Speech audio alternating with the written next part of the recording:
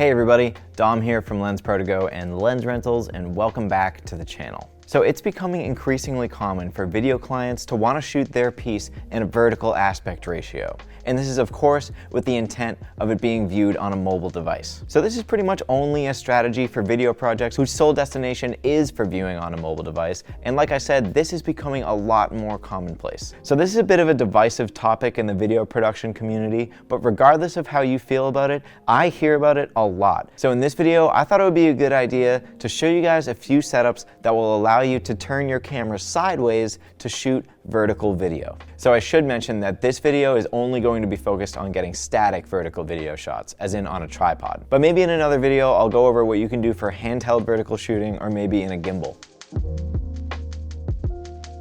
So let's get into it. For a small camera setup that's just like a DSLR or a mirrorless sized camera body and a lens, you might be able to get away with this simple tripod trick. On a tripod with at least 90 degrees of tilt angle, you can actually mount the tripod plate sideways on the camera and mount it on like that. Then just tilt your tripod head all the way down until it's vertical. Then you're going to want to adjust the arm on the tripod so it's not sticking straight up, and then you can lock it into place. Then you can reference the screen and make sure your framing is right, and on a tripod with a ball head, you can use the ball head to now act as your tilt angle. But this of course won't give you all the range that your actual tilt angle would have given you.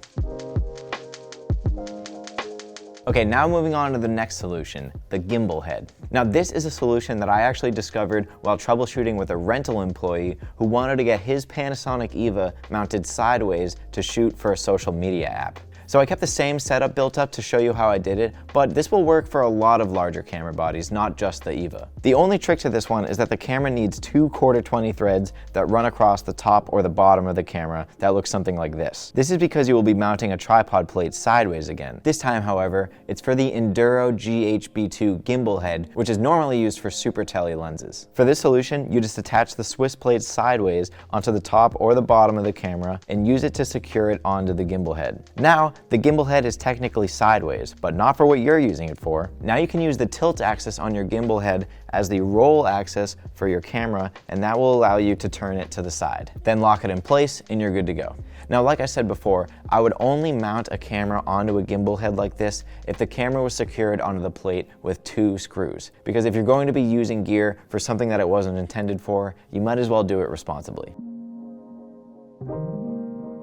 Now this solution is much more ideal for larger, heavier camera rigs like this one. Now this is basically just a big metal L with a bunch of 3/8 and 1/4-20 threads in it, but it's large enough to be able to universally fit every camera and turn it sideways. So to be honest, there's not too much to explain with this one. It's pretty much as simple as it gets. You put the camera on the bracket and you put the bracket on the tripod, and now you just turned your cinema camera on its side. Okay, so there are 3 easy solutions for shooting vertical video that are professional but also won't break the bank. All of the gear featured in this video is available for rental on both the Lensprotogo and Lens Rentals websites, especially the Enduro GHB2 gimbal head and the wooden camera vertical camera bracket. So if you have any questions about vertical video or any of the gear that I talked about in this video, drop a comment in the comment section and we'll start a discussion about solutions for achieving vertical video.